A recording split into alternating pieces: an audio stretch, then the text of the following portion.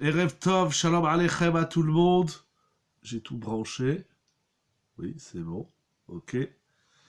Voilà, bonsoir Erev Tov. Soyez toujours la bienvenue sur notre plateforme Yeshiva Zoom pour le limoud du lundi soir sur la halacha. Très chers amis, qu'on n'entende que des bonnes nouvelles chez tout le monde. Je le dis pas assez, mais un grand merci à mon ami Rabbi Yonatan et ton épouse pour la mise en place technique à chaque fois des shiurim. Je sais les efforts et la messirut nefesh que vous faites, quelqu'un de vous envoie beaucoup de bracha, et j'espère ne pas trop vous bousculer dans votre programme. Moraï et Rabotai, Erev Tov à tout le monde. Dans la paracha de Beshalach, la paracha de cette semaine, la Torah va nous raconter que les enfants d'Israël arrivent enfin au moment culminant, j'ai envie de dire, de la sortie d'Égypte. Ce moment va se traduire par la traversée de la mer, Yam Souf, avec tous les miracles que cela a entraîné, tous les miracles étaient nécessaires pour que les enfants d'Israël traversent la mer et soient enfin libérés de l'Égypte et des Égyptiens, et surtout du Pharaon. Il y a dans cette paracha une multitude de mitzvot et de halachot qu'on peut tirer. J'en ai choisi une pour que on va essayer de développer ensemble, Vidoram Hashem. Durant la fête de Pessah, parce que la sortie d'Égypte est contenue dans la fête de Pessah. C'est la fête de la Yitzhak Mitzrayim. J'ai déjà rappelé ces dernières semaines que nous avons plus de 50 mitzvot, 53 mitzvot dans la Torah, qui sont liés directement avec la Yetziat Mitzrayim, avec la sortie d'Égypte. Il y a tellement dans la paracha de cette semaine de Beshalach, de mitzvot, de halachot, d'idées, de concepts, de moussar qu'on peut tirer de cette paracha. Mais voilà que durant la fête de Pessah, nous allons lire un psaume, le psaume 107, Kouf Zaïd. Si je ne me trompe pas, oui, le Kouf Zaïd. Odou l'Hashem kitov ki leolam chasdo.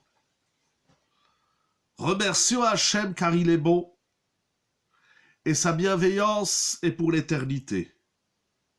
Yomru geoule Hachem asher gealam miyad tsar. Cette phrase, Odou l'Hashem kitov ki leolam chasdo, est dite par ceux qui ont été libérés, qui ont connu la Géoula d'Hachem, dont il les a libérés de la main de l'oppresseur. On ne va pas lire tout le Teilim. Voilà qu'ils se sont égarés dans le désert et ils étaient affamés et assoiffés. Alors ils crièrent vers Hachem dans leur souffrance pour qu'il les sauve de leur étroitesse. Yodou l'Hachem chasdo venifleotav livne Adam. Reconnaissons Hachem dans son chesed et dans les niflaot, dans les prodiges qu'il offre aux hommes. Il a nourri l'âme affamée, ceux qui étaient autrefois dans l'obscurité, ceux qui étaient les prisonniers. Alors, ils implorèrent Hachem dans leur souffrance. Yodou l'Hachem chasdo venifleotav livne Adam. Et c'est répété encore une fois. Vaïzaku el Hachem batsar lahem, yodou l'Hachem chasdo venifleotav livne Adam.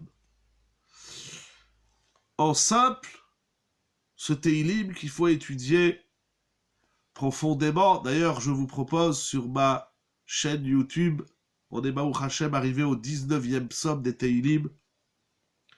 Il faut étudier ce passage, ce psaume des Teilim, avec toute la concentration et la profondeur qu'il exige, pour y découvrir davantage ses secrets. La première chose que nous voyons dans ce Teilim, c'est que les enfants d'Israël qui ont été libérés de l'Égypte, de l'assaillant égyptien, et qui vont connaître donc la délivrance qu'Akadosh Baruch Hu va leur offrir, cela va se traduire par un pasouk. Odu l'Hashem ki tov ki leolam chasdo. La sortie d'Égypte, la Yetziat Mitzrayim, a donné naissance à ce concept de la Oda'a, de la reconnaissance que nous devons exprimer à Kadosh Baruch Hu pour tous les chassadim et les tovot et les niflaot qu'il nous offre, individuellement et collectivement pour le Ham Israël. Nous savons implorer à Kadosh Baruch Hu, crier vers lui, prier à Hachem lorsque l'homme se retrouve dans une situation d'étroitesse, d'épreuve. Mais nous omettons de remercier Hachem. Nous ouvrons notre journée par Modé Ani Lefanecha, Melech Chai Vekayam. Nous avons Modim dans la Hamida et Nodé dans le Birkat Amazon. Mais nous devons remercier Akadosh Baruch Hu tous les jours, certes, chaque instant de la vie. Mais encore plus lorsqu'Akadosh Baruch Hu il offre à l'homme une Géoula certaine. L'homme se doit de remercier Akadosh Baruch Hu. C'est un devoir. Yehudi, comme c'est écrit dans les Sfarim, notamment le Chidush Harim, le Yehudi qu'on appelle ainsi vient de Yehuda, qui exprime cette oda, cette reconnaissance, cette gratitude envers Akadosh Baruch Hu. La Gemara, au traité Brachot, Daf Nun Dalet Amud Bet, nous dit la chose suivante.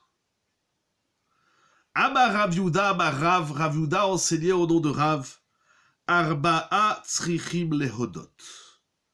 Il y a 4 personnes qui se doivent de remercier Akadosh Baruch Hu encore plus que tout le monde. Encore une fois, la notion de Hoda envers Hachem, c'est pour tout le monde, c'est réservé à personne. Tout le monde doit être reconnaissant envers Akadosh Baruch Hu.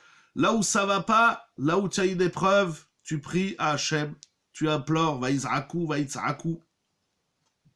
Vatal Shav'atam el Elokim, comme il est dit au début de Shemot. Mais là où ça va, et là où Akadosh Baruch Hu te gratifie, alors il faut remercier.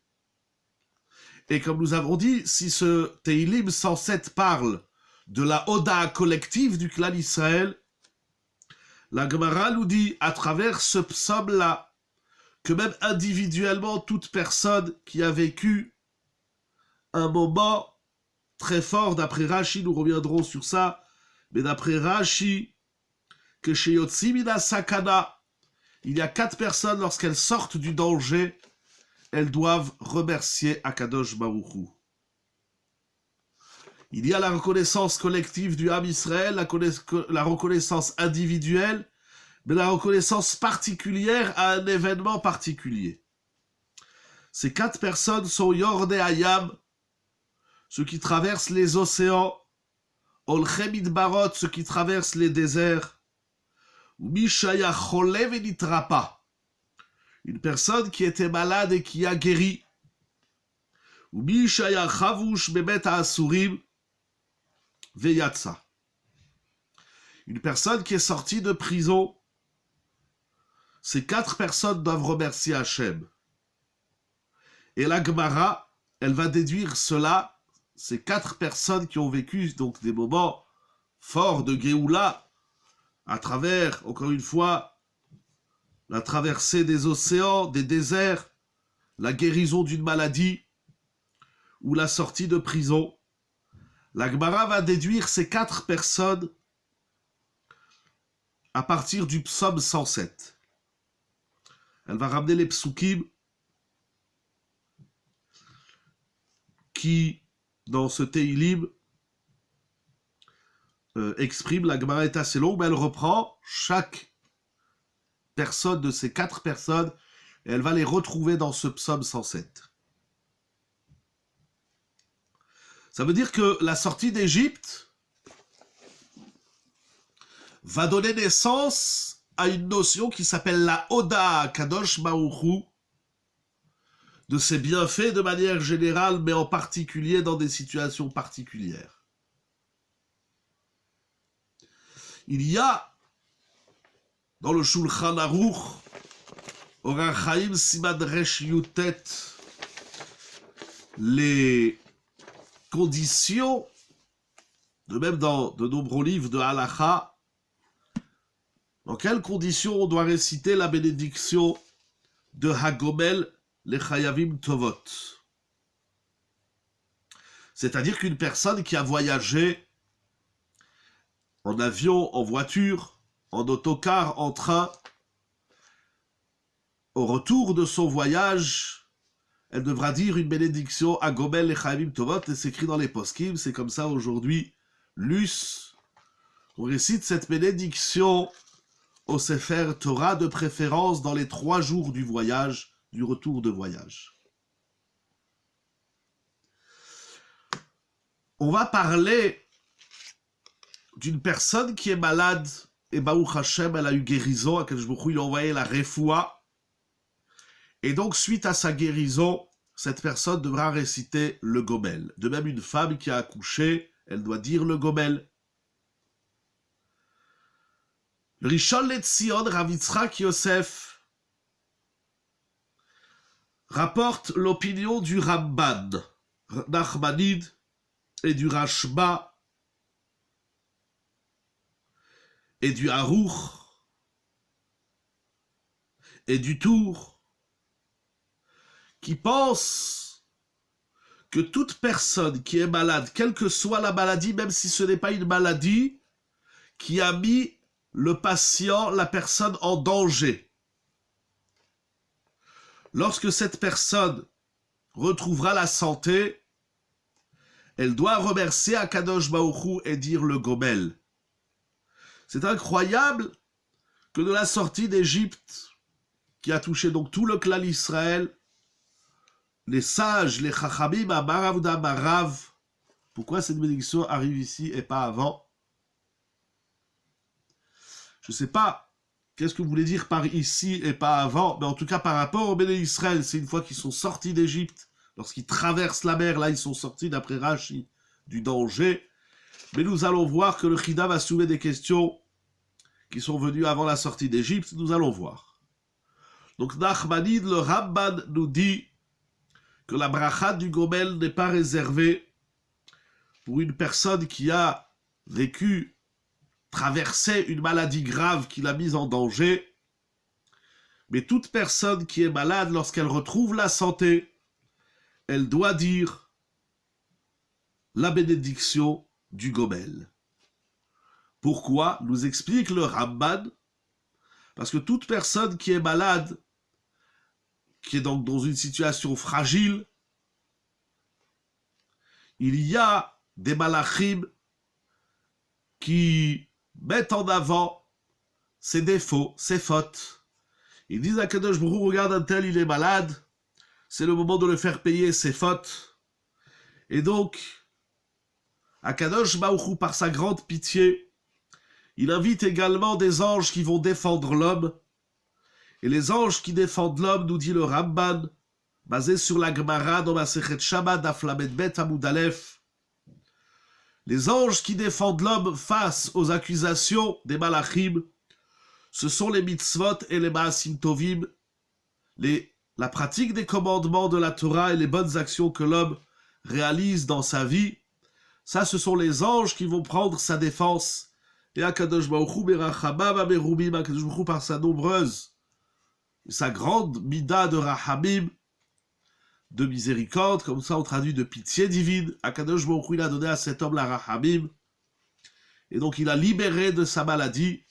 Et donc le Ramban Nachmanide dit, et comme ça encore une fois l'opinion du Rashba, du Meiri et beaucoup de Rishonim, qui disent que même celui qui n'est pas malade, en danger, il n'est pas un cholel sheshbo sakana, il doit dire la bracha du Gomel. Deuxième opinion, c'est l'opinion du Ravad, Rabbeinu Avraham ben David. Et comme ça, c'est mashma, comme ça dans Rashi que nous avons lu, la bénédiction du Gomel est réservée seulement à une personne qui était en danger. Chas v'shalom, il y a des maladies qui mettent la personne en danger. Alors lorsqu'elle sort du danger, elle dira le Gomel. Donc nous avons une discussion si le Gomel est réservé pour les malades qui étaient en danger, qui sont sortis du danger, ou bien toute personne malade, même si elle n'est pas en danger, même si elle n'a pas été en danger, lorsqu'elle retrouve la santé, elle doit dire le Gomel. Le Tour nous dit, donc il ramène les deux opinions, mais il ramène au nom d'Yerushalmi, qui dit Kol acholaim bechezkat sakana. Toute maladie soit-elle peut chasve shalom conduire et aboutir à un danger. Donc même si maintenant la personne n'est pas en danger, mais potentiellement chaque maladie contient un risque de sakana.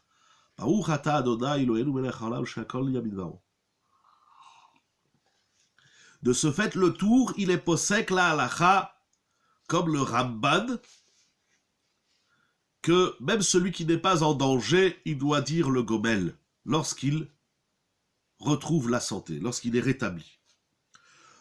Le Shulchan Aruch, et nous allons voir que ça se traduit par une discussion entre le Shulchan Aruch, Rabbi Yosef Karo, et Rav Moshe Isserlich le Rabbah, dans Rachaim Siman Resh Yutet Seifret. Le Shulchan Aruch est d'avis comme le Ramban et le Meiri et le Rashba, qui dit que toute personne qui est malade, même si ce n'est pas une maladie de danger, et même si ce n'est pas une maladie qui touche les organes intérieurs, chas v'shalom, une personne qui a mal au foie, qui a mal au cœur, etc. Donc même si c'est une maladie extérieure, peu importe, toute personne qui est alitée, nous dit le Shulchan Aruch, à cause de sa maladie, donc il a une angine, il a une grippe, il a le Covid et il est alité, lorsqu'il ira mieux, il doit dire le Gomel. Le Rabbah nous dit, comme le Ravad, c'est-à-dire seule une personne qui est en danger de vie et de mort, que Hachem nous en préserve, Hachem yatzilenu, et que cette personne, au final, sort du danger, alors elle dira le Gomel. Donc nous avons une discussion entre le Shulchan Aruch et le Rabbah. Nous dit le Rishon LeZion, le grand Rabbi Yitzhak Yosef, pour les Sfaradim, toute maladie, donc quelqu'un qui a une angine, qu'il soit resté au lit 1 jour ou 2 jours ou 3 jours ou une semaine, ça ne change rien le nombre de jours. Toute personne qui a une maladie, qui est malade, il a de la fièvre, il doit rester au lit. Lorsqu'il se lève et qu'il va mieux, Baruch Hashem, il doit dire le Gomel. Par contre, d'après le Rama, pour les Ashkenazim, seule une personne qui sort d'un danger devra dire le Gomel. Mais, poursuit Rav Yitzhak Yosef et nous dit que de nombreux décisionnaires Ashkenaz, comme le Beit Hadash, Ramuel Sirkash, le Eliyahu Rabbah, le Pri Megadim, sont d'avis comme le Shulchan Aruch. Donc pour les Ashkenazim, c'est une discussion, mais en tout cas pour les Sfaradim, toute personne qui est malade, quelle que soit la maladie, même si il n'était pas en sakana, lorsqu'il sort de la maladie, lorsqu'il est rétabli, quelqu'un qui a une fièvre et qui doit rester au lit 1 jour, 2 jours, il a mal à la gorge, etc. Quand il se lève de la maladie, quelqu'un qui a mal aux yeux, qu'il ait subi une opération ou pas, alors pour les Sfaradim, c'est clair qu'il doit dire le Gomel, même s'il n'était pas en danger. Telle est l'opinion des Sfaradim basée sur le Shulchan Aruch. Chez les Ashkenazim, c'est une discussion. La question qu'il y a dans le Gomel, que soulève Rav Yitzhak Yosef, c'est une personne qui a fait preuve de manque de vigilance. Par exemple, c'est l'hiver, il fait froid, il neige, il y a du vent, il y a de la pluie, et cette personne ne se couvre pas correctement. Il n'a pas pris son parapluie et son manteau pour la pluie, il est sorti en chemise. Et donc il a attrapé froid, il doit rester au lit. Il a de la fièvre, il doit rester au lit. Alors, on aurait pu penser, apparemment de prime abord, que cette personne, lorsqu'elle ira mieux, ne dira pas la bracha du gomel. Pourquoi? Parce que la Gemara au traité Ktuvot, notamment dans Masechet Avodah Zarah, dans plusieurs endroits, le Talmud nous enseigne que tout vient d'Akadosh Baruch Hu, toutes les maladies, excepté les maladies qui sont liées au chaud et au froid. C'est-à-dire que si tu t'es exposé trop longtemps sur ton chauffage ou au soleil et il est tombé malade, ça vient pas d'Akadosh Baruch Hu. De même, celui qui attrape froid, parce qu'il ne se couvre pas bien l'hiver, il néglige, donc par négligence, il a attrapé une maladie, il a attrapé froid, il a attrapé le rhume. Bon, sur le rhume, on ne dit pas le gomel, mais à cause de ça, il doit rester alité, puisque cette maladie ne vient pas d'Akadosh Baruch Hu. Et Rashi dit clairement au traité Babavatra Dakouf Mem Dalet Amoudbet qu'il est donné à l'homme de se protéger du chaud et du froid. Alors si tu t'es pas protégé, c'est de ta faute. Puisqu'il a négligé ce qu'on lui a dit de faire, alors, apparemment, il ne doit pas dire le gomel. Cependant, le chida, le Rabbi Chaim Yosef David Azoulay, il ramène au nom de son père, Rabbi Yitzhak Zerachia Azoulay, qui a reçu une question d'un Rav qui s'appelle Rabbi Eliezer Nahoum. Donc le Rav Nahoum, il a demandé au père du chida, il a posé la question suivante. C'est écrit dans la Gemara Chagiga Daf Yudalet Amoudbet qu'il y a 4 chachamim qui sont rentrés dans le Pardes. Ben Azaï, Ben Zoma, Elisha Ben Abouya et Rabbi Akiva.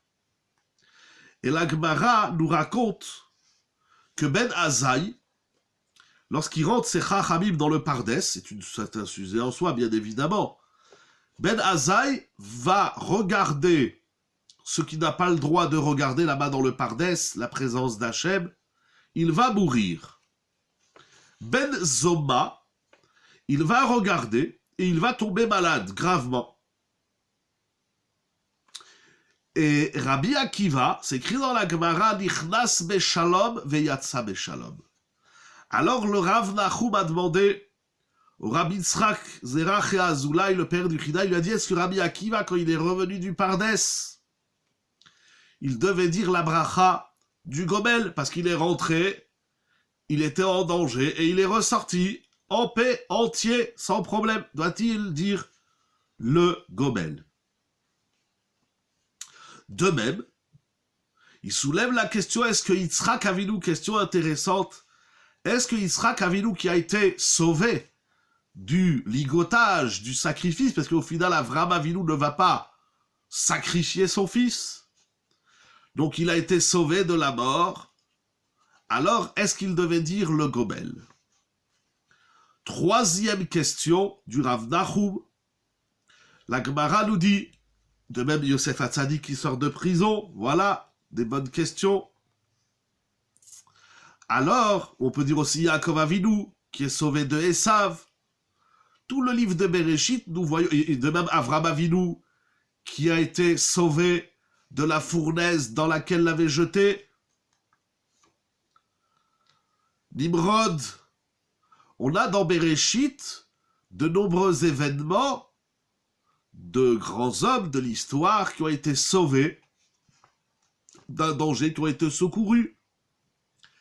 Lot aussi, bon, on va pas refaire maintenant tout Bereshit, mais effectivement, vous soulevez une bonne question avec Yosef Hatzadik et de même tous les personnages du livre de Bereshit. De même, il soulève la question, la Gemara nous dit, comme ça c'est écrit dans la Torah, que le Kohen Gadol, chaque année, à Kippour, une fois par an, le Kohen Gadol, il doit rentrer dans le Kodesh HaKodashim. Il doit rentrer dans le sanctuaire, le lieu le plus saint, pour offrir le sacrifice de la Ktoret des encens. Cela s'inscrit dans le processus du service de Kippour. Mais dans cet endroit, où nul ne peut rentrer, si ce n'est que le Kohen Gadol une fois par an, celui qui rentrait là-bas alors qu'il n'était pas le Kohen Gadol, il mourrait tout de suite. Donc le Kohen Gadol, il rentre dans un endroit qui connaît une certaine un certain danger. Alors est-ce que chaque année, lorsque le Kohen Gadol, après Kippour, il finit la Avoda, il sort, il rentre chez lui, comme c'est écrit, Nichnas be Shalom be Yotze be Shalom, alors est-ce qu'il doit réciter le Gomel? Et ces questions sont intéressantes, on peut les continuer, comme vous avez dit déjà avec Yosef, ou d'autres personnages de Bereshit, ou d'autres personnes dans l'histoire.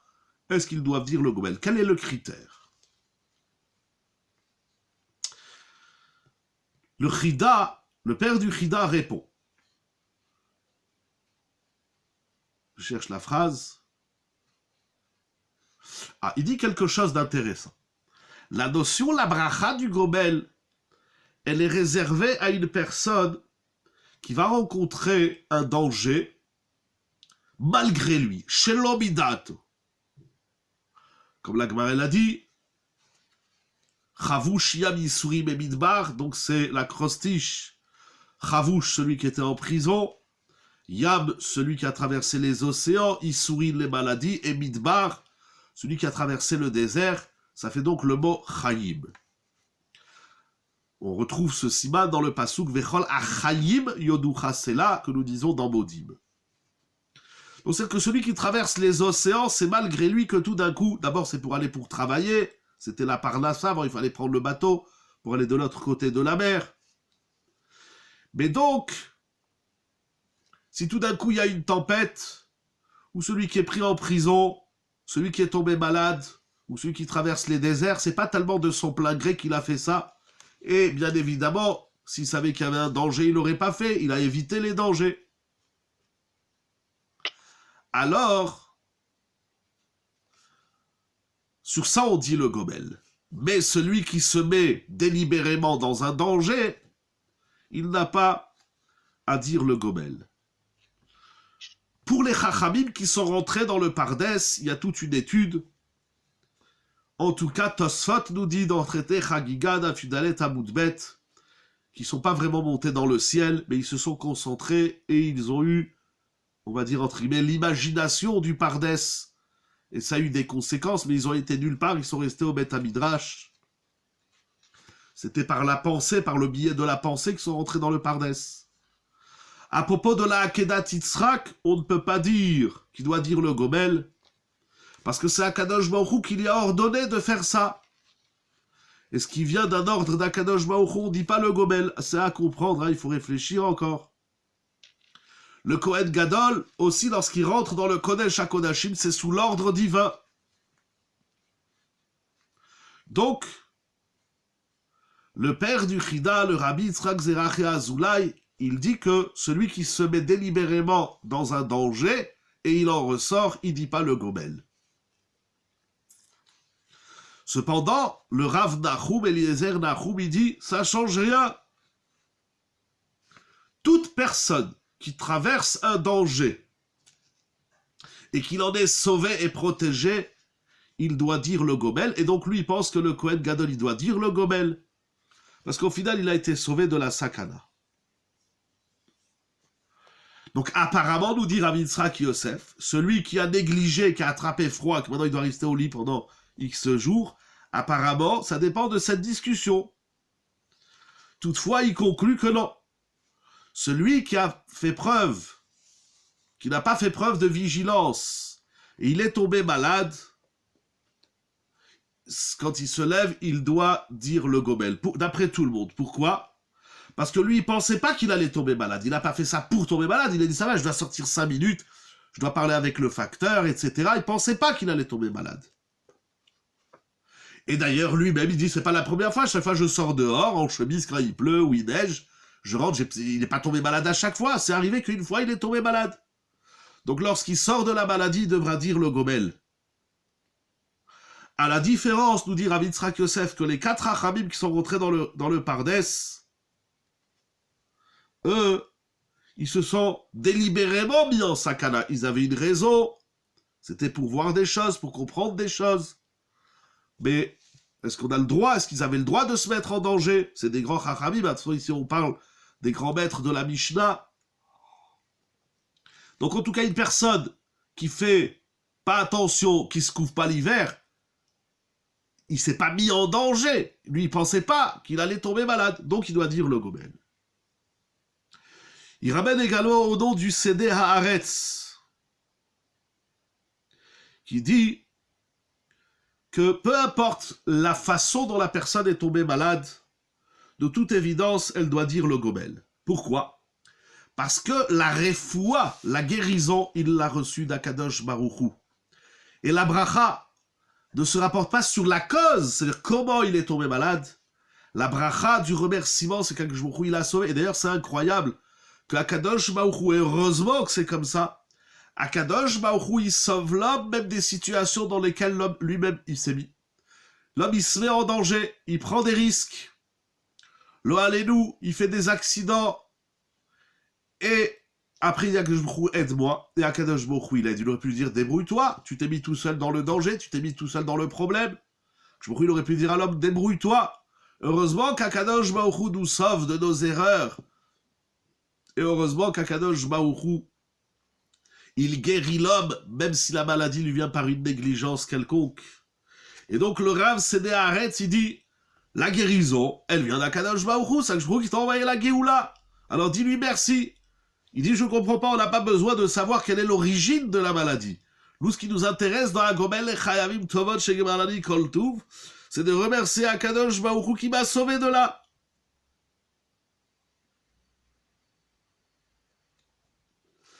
Qu'est-ce que ça nous change de savoir comment il est tombé malade? D'ailleurs, je crois qu'il le ramène ici, mais je ne le retrouve pas, je ne l'ai pas souligné. Mais il y en a qui disent, je l'ai lu entre Rav Yitzhak Yosef et Rav Ovadia Yosef, alav shalom. Il dit justement, c'est ça la bracha, Agomel lechayavim tovot shegemalani kol tuv. Akadosh Baruch Hu, il est gomel, il gratifie de tovot les chayavim, les condamnés. Ça veut dire qu'on est conscient qu'Akadosh Baruch Hu nous a fait un cadeau. Donc toute guérison, c'est un cadeau. Comme la vie est un cadeau, tout est cadeau d'Hachem. Et Akadosh Baruch Hu, il sauve et il secourt même celui qui était chayav, même celui qui était condamné. La bracha, justement, elle est dite... Ah, voilà, je le retrouve ici. Qui est-ce qui dit ça? C'est Rabbi Chaim Falaji. Beshut Lev Chaim, Vadrama, Nosach Agomel Lechayavim Tovot, Mat'im Yoter Lemi Shepasha Be'atzmo. Incroyable. Vavar al mitzvat Torah. Ça veut dire la bracha du Gomel, il dit au contraire, elle est davantage pour celui qui sait, qui a fait preuve de négligence, et il s'est mis en danger, ou il s'est mis dans une situation où il peut attraper une maladie quelconque, et plus que pour celui qui attrape une maladie sans négligence. Parce que c'est ça le texte, vous comprenez, c'est ça le texte même de la bracha, Gomel et Chayavim Tovot. Akadosh Baruch Hu, il fait des tovot à ceux qui sont condamnés, qui sont chayavim, c'est-à-dire à celui qui néglige, celui qui fait pas attention et il tombe malade. Akadosh Baruch Hu, il a quand même fait une tova. Et c'est sur ça qu'on dit la bracha. Donc nous dit Rabbi Chaim Falaji et le Sédé Haaretz qu'une personne qui est protégée, qui retrouve la santé, quel que soit le motif ou l'origine de sa maladie, ça ne change rien dans le remerciement qu'il doit avoir envers Akadosh Baruch Hu.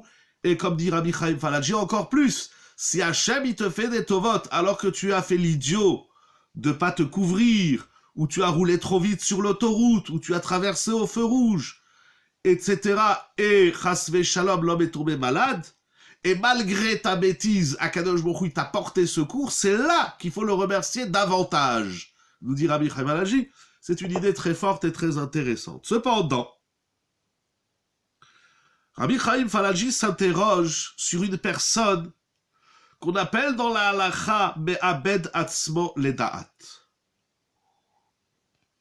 C'est-à-dire une personne qui a tenté à sa vie.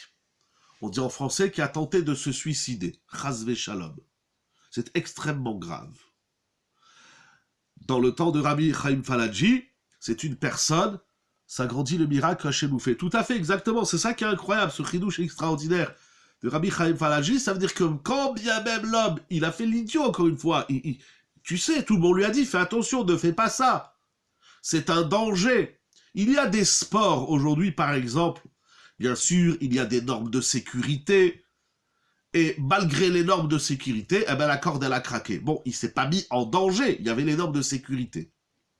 Mais il y a des gens qui font des sports à haut risque, sans sécurité. Ils sont fous. On n'a pas le droit de faire des choses comme ça. On n'a pas le droit de se mettre en danger, de risquer sa peau, sa vie. C'est assourd, on ne fait pas des choses comme ça. Il faut être idiot pour faire des choses comme ça. Alors oui, comment doit-on comprendre alors qu'Akjbourou nous accompagne dans tous nos chemins? Je finis juste la question précédente. Et je reviens à votre question, très importante aussi. Mais Akadosh Baruch Hu, heureusement, Shomer Petaim Hashem, Akadosh Baruch Hu, il protège les Petaim. Petaim, ce sont les sots, les idiots. Et fort heureusement, et bien évidemment, comme vous dites, ça grandit le bienfait d'Hachem. Hachem, il aurait pu lui dire, tiens, un idiot, ah ben tant pis pour toi. C'est comme ça, malheureusement, entre hommes, parfois on se comporte, mais tu as fait l'imbécile, eh ben tant pis pour toi, tu n'as qu'à assumer. Là, on a une mitzvah d'aider l'autre, et nous allons voir jusqu'où ça va, c'est très intéressant. La deuxième partie du shiur également. En tout cas, moi, ça m'intéresse, j'espère que ça, qu'on apprend tous ensemble des halachot. Alors vous demandez, donc bien sûr, Akadosh Baruch Hu, dans toute sa... Akadosh Baruch Hu, dans toute sa grandeur, sa miséricorde, il porte secours à l'homme, même si l'homme il fait n'importe quoi. Des gens qui font du ski hors piste, il y a des gens qui roulent à des vitesses hors normes, et ils se mettent en danger, pire encore, ils mettent en danger les autres, etc., etc. Il y a toutes sortes d'activités où l'homme il se met en danger. Et malheureusement, le risque du danger aboutit souvent à un danger, une blessure. Chasvé Shalom, qu'Akadosh nous en protège, qu'on ne tombe pas malade et qu'il nous arrive rien et qu'on ne fasse pas les idiots dans la vie. Et Akadosh malgré tout ça, il sauve l'homme. Ça amplifie, bien qu'on soit des chayavim. Akadosh dit, mais tu es fou, tu es chayav, tu es condamné. Allez, je te sauve, je te fais encore un cadeau. C'est là où il faut remercier Hachem. Alors vous demandez, comment comprendre qu'Akadosh Baruch Hu, il guide l'homme? Akadosh Baruch Hu, c'est une grande question, c'est un énorme sujet. Akadosh Baruch Hu, il accompagne l'homme dans tout ce qu'il fait, dans le bien comme dans le mal. Parce que l'homme, il a le libre arbitre, et l'homme, il amène Akadosh Baruch Hu où il veut. Il dit Akadosh Baruch Hu, aide-moi. On avait fait un shiur, même une veillée de Shavuot à la Yeshiva, une Gemara extraordinaire selon la version du En Yaakov à la fin du traité Berachot, que le voleur, Bemartagta, le voleur quand il vole la banque, ou le pickpocket qui met la main dans le sac, etc. Le voleur quand il vole, il implore que je vous aide-moi, que je me fais pas attraper par la police. Vous vous rendez compte un peu? C'est Dora Ve'ayom. L'homme dans sa Avera, il demande à Kjbourou de l'aider. On prend à Kjbourou, on le met nous-mêmes dans nos Averot. C'est dramatique. C'est nous qu'on a amené à Kadosh Baruch Hu en exil. Connaissez cette Gemara au traité Megillah, Bechol Tsaratam Lotzar. Akadosh Baruch Hu dit là où vous allez, j'irai. Il y en a qui le voient, bien évidemment, dans la grandeur et divine et dans la Rachamim d'Akadosh Baruch Hu. Il y en a qui le traduisent dans la bêtise de l'homme. Regarde où tu as amené Akadosh Baruch Hu. C'est des sujets qui sont trop vastes pour donner une réponse en 2 secondes. C'est le libre arbitre. Akadosh Baruch Hu dit voilà, je t'ai donné des kelim. Akadosh Baruch Hu dit je t'ai donné des outils. Ça va te faire du bien ou ça va te faire du mal. Quoi que tu fasses, je serai là, je t'aiderai. Si Akadosh Baruch Hu, chaque fois qu'on faisait des bêtises, il nous ferait tomber le sandwich pas cachère du McDonald's par terre, alors, ou chaque fois qu'on veut Chasvé Shalom allumer la voiture Shabbat, elle tombe en panne, ou chaque fois qu'on va allumer la cigarette, il pleut, etc., etc. Alors, il n'y a plus la place au libre arbitre. C'est une des réponses, mais beaucoup trop générales sur votre question. Je le conçois. Rabbi Chaim Valaji soulève la question suivante. Une personne qui a tenté de mettre fin à sa vie, à ses jours, elle a avalé des médicaments ou du poison, et on a, Baruch Hashem, réussi à sauver cette personne. Donc elle retrouve la santé. Est-ce qu'elle doit dire le gobel? Incroyable. La conclusion des poskim, des décisionnaires, c'est que celui qui a tenté de mettre fin à sa vie, et que Baruch Hashem, on l'a sauvé, et il y en a qui se suicident, et Baruch Hashem, ils ratent leur coup, alors ils remercient l'entourage qui les ont sauvés. Il y en a, ils sont pas contents. Nous allons reparler de ça tout de suite. Mais celui qui a essayé de mettre fin à sa vie, alors lui, il ne doit pas dire le gomel. Pourquoi? Parce que ça, il a transgressé une faute très grave. Nous allons voir un peu plus, rentrer un peu plus dans le détail. Et donc lui, il ne dira pas le gomel. Parce que lui, lorsqu'il dit le gomel, qu'est-ce qu'il fait? Devant tout le monde, il dit voilà, c'est comme si j'ai tenté à ma vie, j'ai fait une avéra très grave et Akadosh Baruch Hu, il m'a sauvé. Alors il doit remercier Hachem, il ne peut pas le dire en public. C'est très grave, tout le monde dit ah bon, parce que les gens aiment parler, les paparazzi, les journalistes. Ah bon, qu'est-ce qui t'est... Dès que quelqu'un il dit le gomel, au Sefer Torah, on dit alors qu'est-ce qui t'est arrivé? Il dit j'ai voyagé pour le mariage de ma fille, ou pour la bar mitzvah d'un tel, ou bien un tel, il va dire ah ben il a subi une opération, il était malade.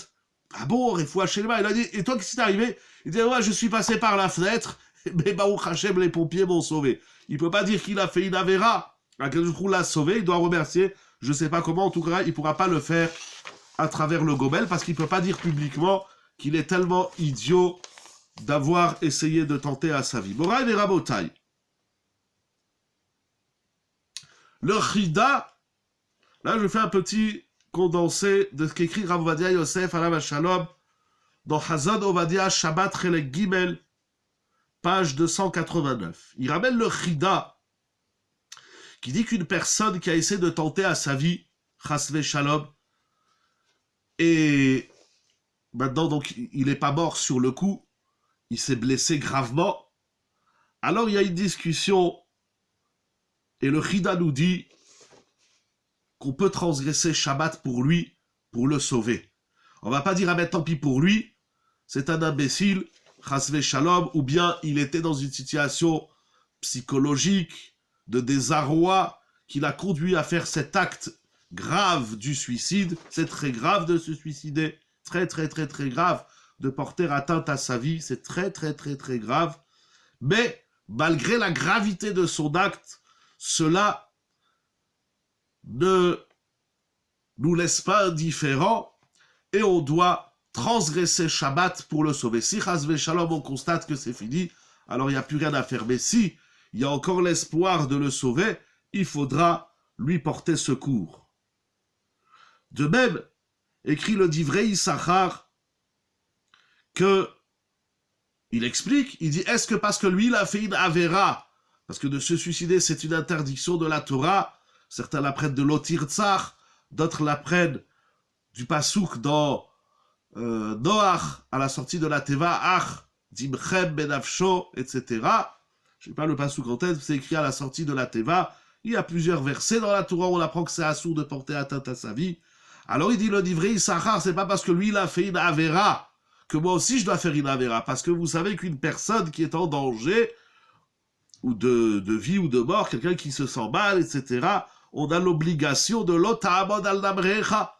C'est une interdiction de la Torah de ne pas porter secours à une personne qui est en danger. Non-assistance à personne en danger, à part que c'est la loi de l'État, c'est également une loi de la Torah. On n'a pas le droit de laisser une personne dans une situation d'extrême où il risque sa vie. Alors il dit le Divrei Issachar, c'est intéressant, il dit c'est pas parce que lui il a fait une avéra que moi je vais faire une avéra. Lui il a fait la avéra de tenter de porter atteinte à sa vie. Mais moi j'ai une mitzvah de le sauver. Je ne vais pas dire puisqu'il a fait une avéra, ben, je vais faire une avéra.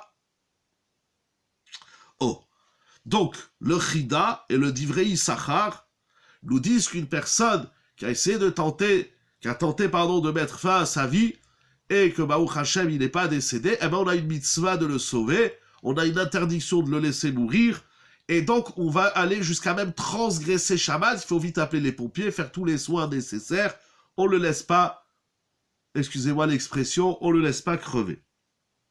Alors en vérité il y a ici des Gdolim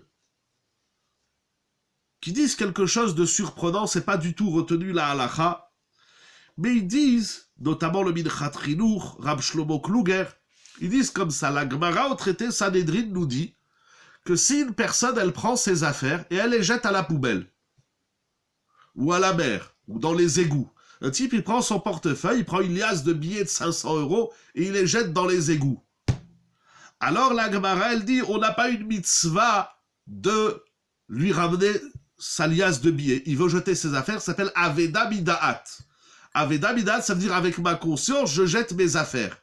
La mitzvah de Hashavat Aveda, de restituer le bien d'autrui qu'il a perdu, c'est s'il a perdu, il n'a pas fait exprès de le perdre, il a oublié son sac dans le train, ou il a fait tomber son téléphone, ou il a perdu ses clés. Mais quelqu'un qui prend ses affaires et qui les jette, il les jette à la poubelle, on n'a pas une mitzvah de lui rendre. Alors il y a des gdolim, c'est incroyable, c'est pas du tout retenu la halacha, qui disent que, dans le Mincha Tridou, Rab Shlomo Kluger, ils disent que si une personne a essayé de tenter de mettre fin à sa vie, on n'a pas la mitzvah de le sauver. Encore une fois, c'est pas ça la halacha. Et même si on pourrait déduire de l'histoire de Hillel Azaken, c'est écrit que Hillel Azaken, un vendredi soir, un vendredi, la vie de l'homme appartient aussi à Hachem. Exactement, j'y arrive tout de suite. Vous dites la svara du Radbaz, du Rimigash, du Maharam Yafé, du Chelkat Yoav. Voilà, c'est ça la différence avec, merci de le dire, je l'ai devant les yeux, c'est écrit dans Chazon Ovadia. Donc c'est Gdolim, c'est Poskim, le Radbaz, le Rimigash, c'est des Rishonim, le Maharam Yafé, le Chelkat Yoav, nous disent que, en vérité, si tu es propriétaire de ton argent, tu veux le jeter à la poubelle, tu fais ce que tu veux. Mais l'homme n'est pas propriétaire de sa vie. Notre vie ne nous appartient pas. Et à partir du moment où ta vie ne t'appartient pas, si la personne a tenté de mettre fin à ses jours, elle transgresse une faute qui est très grave. Et il ne peut pas dire « laissez-moi mourir ». D'ailleurs, le Maharam Rabbeinu Meir de Rothenburg dit qu'on a l'obligation de porter secours à une personne qui a tenté de mettre fin à sa vie, et même s'il crie, il dit « laissez-moi mourir, je veux mourir, ne me sauvez pas ». On n'a pas le droit de l'écouter, on a l'obligation de lui porter secours malgré sa volonté. C'est incroyable, parce que la Torah elle dit « al tamod al damrecha ». On n'a pas le droit de laisser une personne en danger. Ah ben, il peut crier jusqu'à demain que lui il veut mourir, il n'est pas propriétaire de sa vie, de son nefesh, et donc on a le devoir de le sauver. Et le Maharam de Rothenburg va plus loin. Il dit à Charkar, pardon, Motsi mimenu ma sheotzi leatzilo. C'est moi, ça m'a coûté des frais pour l'amener à l'hôpital, ou bien il y a eu des frais d'hospitalisation, des frais médicaux, etc. Eh bien, il dit, moi, je te porte secours, et après, je viens te voir, je te donne la facture. C'est incroyable. Il veut lui offrir la brioute, il a le droit. Mais j'ai le droit, est-ce qu'une personne qui porte à sa vie a toute sa conscience? Très très bonne question, nous allons y revenir tout de suite. C'est une question qui est extrêmement délicate et compliquée, mais nous allons toucher un point par rapport à votre question. Est-ce qu'une personne qui tente à sa vie, elle a toute sa conscience? Alors, le Maharam de Rothenburg dit qu'une personne qui a tenté à sa vie, on a l'obligation de la sauver, même si elle ne veut pas, même si elle a écrit une déclaration, laissez-moi mourir, surtout ne me sauvez pas, etc. Laissez-moi crever dans mon coin. Moi, j'ai une autre obligation qui s'appelle Lo ta'amod al damrecha. On n'a pas le droit de ne pas porter secours à une personne qui est en danger. Et si ça m'a coûté des frais, eh ben après qu'il va mieux, je viens le voir, je lui dis voilà, ça m'a coûté 100 €, 200 €, rembourse-moi les frais que j'ai dû sortir pour porter secours à ta vie. Donc je disais Hillel Azaken, nous allons revenir sur votre point par la suite. C'est écrit dans la Gemara de Iruvin, pardon, de Yoma, que Hillel Azaken, le vendredi, donc il travaillait, et après il est parti étudier à la yeshiva. Mais un jour il n'avait pas fait d'argent, donc avant la yeshiva c'était payant. C'est les gens qui payaient pour écouter un shiur. Aujourd'hui, Baruch Hashem, la Torah, elle est gratuite. Mais avant, elle était payante. On a le droit de faire des dons pour les besoins de Yeshiva Zoom, pour la Yeshiva Torah Traim, pour toutes les yeshivot du monde, Baruch Hashem, qu'elles grandissent et qu'elles fleurissent. Mais avant, c'était payant. Tu veux écouter le shiur du Rav, il faut que tu payes 10 €. Moi, j'allais à un shiur de Rav Volbe, à la Shalom, il y a 35 ans d'arrière. Et lorsqu'on allait au shiur de Rav Volbe, eh bien, il faisait payer le shiur 5 shekels, il y a exactement 32-33 ans, Et des fois, il répétait, il disait Rabotaï, la semaine dernière, on était une centaine au chiour. Donc ici, chacun il donne 5 shekels, ça fait 500 shekels. Il disait, il faut payer l'entretien du Beth Midrash, etc. Et un jour, au chiour, il a dit, je ne comprends pas, la semaine dernière, dans la coupa, il y avait 20 shekels. C'est-à-dire qu'il n'y a que 4 personnes qui ont payé. Il a dit, les gens qui ne payent pas le chiour, il ne faut plus qu'elles viennent. Voilà, comme ça, il avait dit à Volmer à la Shalom, ça m'avait marqué. Donc il est la Zaken, il va étudier à la Yeshiva, et comme il n'a pas d'argent, il ne peut pas rentrer. Alors qu'est-ce qu'il fait? Il se met à la fenêtre. Et voilà que il se met à neiger vendredi soir, il se met à neiger, et Hillel s'évanouit sous la neige. Le lendemain matin, Shmaya et Avtalion, les 2 maîtres du Beth Midrash de la Yeshiva, ils constatent qu'il fait très sombre dans la Yeshiva. Ils regardent à la fenêtre qui était au plafond, et ils voient une forme humaine. Ils vont, ils déblayent la neige, et qui ils voient Hillel, et donc ils vont allumer un feu pendant le Shabbat pour sauver Hillel Azaken. Mais comme nous dit Rav Ovadia Yosef, alav shalom, là-bas Hillel, il s'est pas mis en danger. D'abord, il pensait pas qu'il allait neiger, il pensait pas qu'il allait être en danger. En tout cas, de toute évidence, et telle est la conclusion de nombreux décisionnaires. Donc déjà, Rav Ovadia Yosef, alav shalom, le Chida, le Mishneh Alachon, le Sefer Toldot Zeev, le Minchat Yitzhak, le Igrot Moshe, le Maril Diskin, le Chemdat Israël, Rav Shlomo Yosef Zevin, et encore d'autres grands décisionnaires qui disent qu'une personne qui a tenté à sa vie, on a l'obligation de la sauver, même s'il faut transgresser Shabbat. On ne regarde pas l'erreur qu'il a commise ou non. Premièrement, et cela pour 3 raisons. Premièrement, parce que l'homme, il n'est pas propriétaire de son corps et de sa vie. Ta vie ne t'appartient pas. Deuxièmement, nous dit le Keli Chemda. Lorsqu'on sauve une personne qui a tenté à sa vie, on le sauve non seulement de sa vie, mais on le sauve aussi de la vera, ça s'appelle l'afrouché misura. C'est-à-dire que lui, il fait ce qu'il fait, mais il est en train de faire un interdit. Et donc, lorsqu'on sauve une personne, on lui évite de transgresser la avera, de mettre fin à sa vie. Et comme nous avons dit, ça ne s'appelle pas une aveda mida, tu vas dire, moi je fais ce que je veux, parce que... comment il dit? Alors sur ça, il dit Rav Ovadia Yosef alav shalom, il dit, n'oublions pas que souvent les gens qui arrivent à ce stade extrême et insensé, ce sont des gens qui souffrent, qui sont très amers parce qu'ils ont des souffrances, quelles qu'elles soient. Donc ce n'est pas de toute sa pleine conscience, il dit voilà, moi je veux mettre fin à ma vie, c'est pas une idéologie. Aujourd'hui, on se rend bien compte que les gens qui font ça, c'est pas des gens qui ont une philosophie que la vie à un moment donné il faut l'arrêter quand nous on a décidé. La majorité des gens qui en arrivent à ce stade, ce sont des gens qui sont dans une dépression très profonde, ils n'ont peut-être plus leur raison, leur conscience, ils n'ont plus de lucidité dans leur conscience, donc ça s'appelle pas Aveda Midat, c'est pas délibérément je me tire une balle dans la tête, c'est des gens qui arrivent à des situations qui sont extrêmement délicates, donc c'est pas Aveda Midat. En tout cas, la conclusion, c'est qu'une personne qui s'est mise en danger de suicide, de tenter à sa vie, donc si on a l'obligation de la sauver, on transgresse Shabbat pour la sauver s'il est besoin, s'il faut appeler, s'il faut amener à l'hôpital, quoi qu'il faut faire, on fera pour lui sauver sa vie, même s'il faut transgresser Shabbat. Mais pour le Gomel, comme nous avons dit, lorsqu'il ira mieux, il ne récitera pas le Gomel parce que de toutes les façons, son acte reste un acte prohibé et interdit par la Torah. C'est-à-dire lorsqu'on dit qu'il a fait ça parce qu'il n'avait pas toute sa conscience, ça ne justifie pas un tel acte. Encore une fois, ce sont des questions qui sont extrêmement délicates.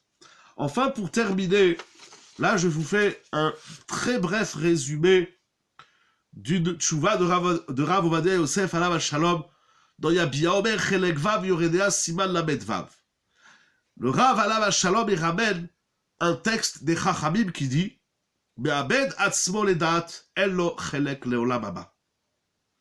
Celui qui tente à sa vie et malheureusement il aboutit à sa fin, ça veut dire que il s'est suicidé, il est mort, cette personne n'a pas de part dans le olam haba. Rav Ovadia Yosef alav shalom, comme de nombreux décisionnaires, de nombreux poskim qui va rapporter, il cherche une référence à cette formule. Il y a une phrase, les décisionnaires disent c'est incroyable, il y a une phrase que tout le monde dit, mais Abed Atzmo le Da'at, celui qui tente à sa vie délibérément, Ello Chelek Leolam Haba, il n'a pas de part au monde futur. Les poskim s'interrogent sur où c'est écrit. Il dit, c'est écrit ni dans le Talmud Babli, ni dans le Talmud Yerushalmi. Quand un fou fait une avéra, il est considéré de la même manière qu'une personne sensée. J'ai pas bien compris votre question. Un fou qui fait une... Vous parlez, attention, quand on dit fou, vous le dites au sens du mot ou au sens figuré. Parce que dans l'halakha, c'est pas la même chose. J'ai pas très bien compris votre question. Quand un fou fait une avéra, il est considéré de la même manière qu'une personne sensée. Non, du tout. Si il est fou dans le sens médical du terme, hein, pas dans le sens, comment dirait-on, vulgaire, t'es fou de faire ça dans la vie. Non, il y a malheureusement des gens qui ont des problèmes médicaux au niveau du cerveau, au niveau de la conscience. Voilà, si c'est médical, alors c'est une grande souilla très intéressante. Qu'est-ce qu'on a, à partir de quand, de quel seuil de folie? Parce que là, il y a tellement de niveaux de folie. Mais en tout cas, si c'est un niveau que la médecine reconnaît, les psychiatres, les médecins, etc., reconnaissent qu'il est fou, c'est-à-dire que c'est pas quelqu'un de conscient dans ce qu'il fait dans la vie, alors là, il n'est pas, comment on va dire, il n'est pas puni, il connaît pas de punition sur ses avérotes, ce qu'il fait, ça s'appelle pas une avéra, puisqu'il n'a pas la conscience. C'est comme un enfant à 8 ans qui fait des avérotes, ça s'appelle pas une avéra. Il faut avoir la conscience de la faute, et même la conscience de l'acte. Un fou, médicalement parlant, ne sait pas ce qu'il fait, il n'a pas de conscience. Mais il y a tellement de niveaux, là, vous posez des très bonnes questions, très et trop générales, ce sont des sujets malheureusement que la halakha a besoin de traiter, parce que il y a, et quand je brûle en voir, et fois chez les mâles, et chol cholam au Israël, il y a des gens, quel que soit, par exemple, je lisais dernièrement une sheila de Rav Zilberstein, Shalita, est-ce qu'on a l'obligation de mettre les tefilines à une personne âgée qui est atteinte d'Alzheimer? Ça veut dire qu'à arrivé à un certain âge, il y a certaines personnes qui perdent tout leur esprit, ils reconnaissent rien du tout, ils sont même pas conscients de ce qu'ils font, ils n'ont plus du tout de conscience, mais les enfants, ils veulent leur mettre les téphilines. Alors ils demandent, est-ce qu'on a une mitzvah de mettre les téphilines? Les enfants, ils viennent chez leur père, ils viennent lui rendre visite, même s'il les reconnaît pas, mais en tout cas, ils disent, bon, moi, on va lui mettre les téphilines. Et il conclut en simple, j'ai pas ici la tchouva sous les yeux, il dit, non, il n'y a aucune obligation, puisqu'il n'a aucune conscience de ce qu'il fait. Alors mettre des téphilines à quelqu'un qui n'a pas la conscience de ce qu'il fait, ça s'appelle pas faire une mitzvah. Malheureusement, il y a beaucoup de she'elot comme ça, quelqu'un de Jmouchou envoie la santé à tout le monde. On va essayer de terminer Bezrat Hashem avec quelque chose de positif. Alors les poskim, ils cherchent une référence dans les textes du Talmud Babli, Yerushalmi, le Midrash, le Zohar, et les décisionnaires sont arrivés à une conclusion que cette formule, que celui qui se suicide, il n'a pas de part dans l'Olam Haba, c'est écrit nulle part. Cependant, il y a deux choses. Le Tshuva Be'ahava écrit que cette formule, elle est vraie, même si les Chachamim ne l'ont pas dite. Il dit, même si Chazal, ils l'ont pas dit, Raoui l'Omarkar. Pourquoi? Pourquoi il n'a pas de Olam Haba? Il dit, même si les Chachamim l'ont écrit nulle part, mais on peut le dire de nous-mêmes. Pourquoi? Il dit, parce que quelqu'un qui fait toutes les avérotes de la Torah, quelles qu'elles soient, toutes les avérotes, il fait pas de kippour, on va pas les nommer, il fait toutes les avérotes toute sa vie. Il a toujours la possibilité de faire tchouva. Et s'il fait tchouva, il va au Olam Haba. Mais il dit, mais celui qui s'est suicidé, il n'a pas fait tchouva. S'il n'a pas fait tchouva sur la avéra, ne serait-ce que de s'être suicidé, comment veux-tu qu'il aille au Olam Haba? Cependant, Rav Ovadia Yosef, il a trouvé une Gemara dans Gittin très intéressante. La Gemara raconte, au traité Gittin d'Afnoun Zaïd Amoudbet, qu'un jour, les ennemis Maasé, ils ont attrapé 400 petits garçons et petites filles, et les ennemis ont attrapé ces 400 enfants pour les conduire à la débauche. Et donc les enfants, ils sont là, et ils sont conduits dans un bateau. Ils ont été kidnappés. C'est Nora Ve'ayom, il y a encore des choses comme ça, même aujourd'hui, malheureusement, c'est extrêmement grave. Il y a des enfants qui sont kidnappés, qui sont pris comme de la marchandise. Lo alelu, qu'Akadosh Baruch Hu nous préserve de toutes ces tsarotes. Et les enfants, lorsqu'ils sont dans le bateau, ils ont très bien compris où est-ce qu'ils allaient être conduits, sur l'île de la débauche. Alors, ils s'interrogent. Et ils disent, si on saute dans l'eau et on se noie, avons-nous une part dans le Olam Haba? Ça veut dire, dit Rav Ovadia Yosef, que normalement, d'ici nous voyons que normalement, celui qui se suicide, il n'a pas de part dans l'Olam Haba. Mais là, il demande, si nous on le fait, est-ce qu'on a une part dans le Olam Haba?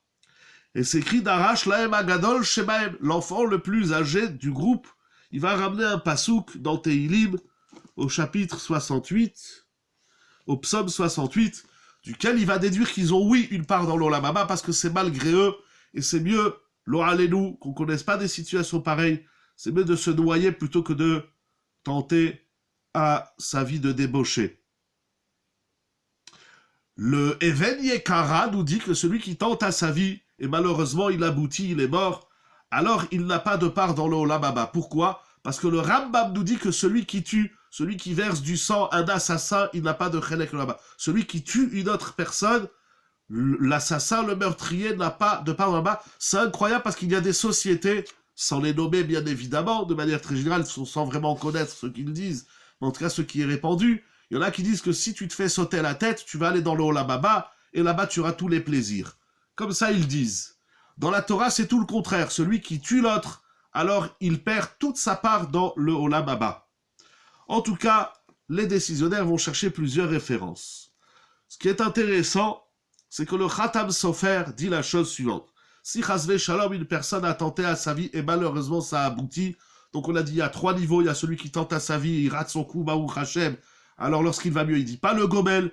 Une personne qui a tenté à sa vie, on a la mitzvah, l'obligation de lui porter secours et de l'aider, et on a également le droit et le devoir de transgresser Shabbat pour lui porter secours, mais malheureusement celui dont son acte a abouti à une fin tragique, alors malgré tout, même si c'est un rachat et même s'il n'a pas de part dans l'Olam Haba, Rav Ovadia Yosef ramène au nom du Khatam Sofer que malgré tout on peut dire le Kaddish sur ces personnes, et il dit le Khatam Sofer, est-ce que parce que celui-là il a fait une avéra qui est très grave, alors on ne doit pas le sauver du Gehinom?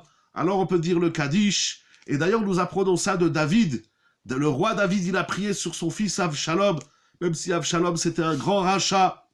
De même, Rabbi Meir a prié sur son maître Elisha ben Abouya, même si Elisha ben Abouya, celui qu'on appellera Acher, l'autre, à la fin de sa vie, il quitte toute la Torah, il transgresse Shabbat, il va s'unir avec une prostituée, il va faire des choses qui sont extrêmement graves. Mais Rabbi Meir, il va mourir. Et Rabbi Meir, il va prier sur la tombe de son maître, sur Elisha ben Abouya Acher, et il témoigne que Acher, il va bénéficier des mérites de Rabbi Meir pour monter du Gehinom. Telle est également la conclusion de Rabbi Chaim Falaji. Les poskim ramènent ce Khatam Sofer. Il dit même si lui il a fait quelque chose d'extrêmement grave, on peut dire le Kaddish pour lui. De même le Shahar Asher, il dit que les enfants, ils ont le devoir de dire le Kaddish sur les parents, même si le père ou la mère c'était un rachat gamour, un rachat total et absolu, Chas Shalom. Mais ça arrive, il y a des juifs malheureusement qui renient à Kadosh Baruch Hu et qui font des avérotes qui sont extrêmement graves. Eh bien, les enfants devront dire le Kaddish. De même, le Petach Hadvir dit qu'ils peuvent faire la Haftara, comme c'est écrit dans les Sfarim, que la Haftara pour le Niftar, c'est une élévation de son âme. Le Ma'avari Abok dit qu'il peut même donner de la Tzedaka pour l'élévation de l'âme de son père qui est rachat ou de celui qui s'est suicidé. Et enfin, Rav Ovadia Yosef conclut que il peut dire la Ashkaba. Voilà, Moraï et Rabotai pour le sujet de ce soir, mais je voudrais juste terminer avec un pasouk pour des souhaits plus gais et plus réjouissants. Ce pasouk, j'essaie de le retrouver. Voilà, il faut savoir, malheureusement, il faut aider les gens. D'abord, il faut savoir que c'est assourd. Il y a des gens qui ne savent pas que c'est interdit. Même les gens qui sont dans la détresse, qu'Akadosh Baruch Hu envoie la guérison à tout le monde et sauve tout le monde. Et il y a des gens qui ne savent pas. Des gens qui ne savent pas. Des gens qui ne savent pas que c'est assourd de se laisser mourir ou carrément de tenter à sa vie. Alors, je voudrais terminer le chiour. Alors, on ne peut pas, encore une fois, j'ai lu un petit peu quelques versets dans ce psaume Kouf Zaïn 107. Mais enfin, que se réalise en nous la fin de ce Mizmor, Yirouye Sharim Veismahu. Lorsqu'on avance avec Akadosh Baruch Hu dans la droiture, dans la Yashrut, Yirouye Sharim, que les hommes de droite, j'ai très envie de dire, mais ce n'est pas ça le sens, de la droiture, de la rectitude, voient la grandeur divine, c'est Niflaot, Veismahu, et qu'ils se réjouissent. Michacha Beishmoele, Veitbonenu Chasde Hashem. Nous sommes invités par le roi David au psaume 107 de contempler, de voir, de réfléchir sur les bontés divines, sa bienfaisance. Chasdé Hachem, c'est écrit au pluriel. On commence au Doul Hashem Kitov, qui est Olam Chasdo, le Chesed d'Hashem est bon, et on termine par Chasdé Hashem. Et j'ai très envie de dire, c'est une idée qui a déjà été dite plusieurs fois, que, vous savez, avec ce qui se passe aujourd'hui dans le monde, il y a tellement de choses, ça va tellement vite, mais notamment avec le Covid et tous ces variants-là. Alors, on critique, bien sûr, on appelle Akadosh Baruch Hu, au Chesed Hashem, mais il y a certainement une idée cachée dans tout cela, c'est qu'Akadosh Baruch Hu dit, vous m'avez pas assez remercié jusqu'à aujourd'hui, vous n'avez pas vu assez mes chassadim. Et lorsque vous avez vu, par exemple, vous devez faire un PCR, ou bien lorsque les gens perdent le goût, moi j'ai perdu le goût pendant 2 mois, je disais à ma femme, mais tout ce que tu fais en ce moment, c'est bon. Bien sûr, avec de l'humour, j'ai dit, mais je ne sens rien, ni le sucré, ni le salé, ni le pourri, ni le brûlé, tu fais ce que tu veux à manger. On a déjà dit que la halakha, c'est que celui qui n'a pas le goût, il doit dire la bracha des aliments, telle est l'opinion de Rav Yitzhak Yosef, l'opinion de Rav Asher Weiss, c'est beaucoup d'autres décisionnaires. Mais lorsque le goût, il est revenu, mais c'est une géoula. Mais qu'est-ce que c'est le goût? Tu vas pas mourir si tu goûtes pas, si tu sais pas si le thé il est à la menthe, s'il est à l'anis, s'il est à l'orange. Mais quand tu retrouves le goût, c'est une géoula. Akadosh Baruch Hu veut que nous apprenions à voir ces chassadim. Et les chassadim d'Akadosh Baruch Hu, ils sont immenses. C'est vrai, il y a des choses, ça va pas. Il y a des choses, ça va pas très bien. Il y a des choses, ça va moins bien. Mais il faut se concentrer sur ce qui va. Et je voudrais terminer avec une anecdote que j'ai déjà eu l'occasion de raconter. Il y avait, dans les années 80, à Bnei Brak, un très très grand maître qui s'appelait Rav Chaim Friedlander. Rav Chaim Friedlander, il est l'élève de Rav Dessler. D'ailleurs, c'est lui qui va compiler le Mirtav Meliaou en hébreu, édition hébraïque. C'est lui avec le Rav Aryeh Carmel, les 2 grands élèves de Rav Dessler. Mais Rav Chaim Friedlander, à la fin de sa vie, il va souffrir, il va avoir la maladie, et il va passer des jours et des semaines à l'hôpital. Et un jour, il reçoit la visite d'un grand maître. Il y avait, autrefois, il y a sa Torah aujourd'hui, mais il y avait un maître immense, plus qu'un génie, un grand de la Torah, dont on a souvent eu l'occasion de parler, Rav Shach, Rabbi Elazar Menachem Ben Shach. Alav Shalom, un jour, Rav Shach, il va lui rendre visite. Il va rendre visite à Rav Chaim Friedlander. Et Rav Chaim Friedlander, il est sur son lit, il peut pas trop bouger, il peut pas trop manger, il est souffrant. Et il soumet une question à Rav Shach. Il lui dit, Rav Shach, dans cet état de maladie extrême et critique, quel est le sens de ma vie? À quoi je sers? Alors Rav Shach, il a dit, tu vois, en face de toi, il y a une fenêtre. Eh bien, par la fenêtre, tu peux voir Akadosh Baruch Hu, tu peux voir les oiseaux, tu peux voir les nuages, tu peux voir le soleil, tu peux voir le jour et la nuit, tu peux voir la lune et les étoiles. Et à travers tout ce que tu vois, tu peux encore grandir dans la Emouna, dans la foi d'Akadosh Baruch Hu. Veitbonenu chasdei Hashem. Face à Kadosh Baruch Hu, que nous ayons tous ensemble la santé. Pas qu'il n'y ait pas des maladies, mais qu'on ait la santé légabrée. Qu'Akadosh Baruch Hu, il donne la santé, la guérison à tous ceux qui en ont besoin et qui gardent en bonne santé ceux qui ne sont pas malades. Et que nous puissions, Bezrat Hashem, dans la santé de notre corps, remercier Akadosh Baruch Hu, que nos yeux fonctionnent, que nos oreilles fonctionnent, que notre nez fonctionne correctement, que notre bouche, nos dents et notre langue, etc. Il y a un livre extraordinaire du Rav Dov Kouk, qui est le Rav de aujourd'hui à Tveria. Il est le gendre de Rav Yitzhak Zilberstein Shalita. Il a écrit un livre extraordinaire que j'aime beaucoup. Vayetse Yitzhak la Souar, c'est le nom de son livre. Et là-bas, il a un chiour sur plus de 20 pages où il décortique le corps humain, les poumons, les bras. Il dit sur chaque chose que nous respirons naturellement, Baruch Hashem, sans machine. Et là-bas, il décrit les bienfaits d'Akadosh Baruch Hu, depuis les cheveux jusqu'au petit doigt de pied face à Kadosh Baruch Hu, qui, elle, refait Rahman Venemalata, qu'on n'entende que des bonnes nouvelles, que nous puissions aider ceux qui en ont besoin dans la santé, dans la parnassa, dans le shalom bayit, dans le chilour, mais face à Kadosh Baruch Hu, que toutes ces épreuves disparaissent, s'évaporent, afin que nous puissions goûter davantage ces bienfaits, et que voilà, comme vous vous rappelez très justement, merci beaucoup, quand la Neshamat el Kaleluka, al kol le shima un shima, la gloire dans brachot, sur chaque respiration, il faut dire merci, c'est que notre vie, elle doit être imprégnée d'un seul mot. Merci à Kadosh Baruch Hu, pour la gloire d'Akadosh Baruch Hu. Merci beaucoup à toute l'équipe de Yeshiva Zoom. Merci beaucoup à vous tous et à vous tous d'avoir été parmi nous et pour échanger et pour découvrir ces sujets intéressants et qu'on n'entende que des bonnes nouvelles. Lanou, Ulchol Israël, Besorot Tovot.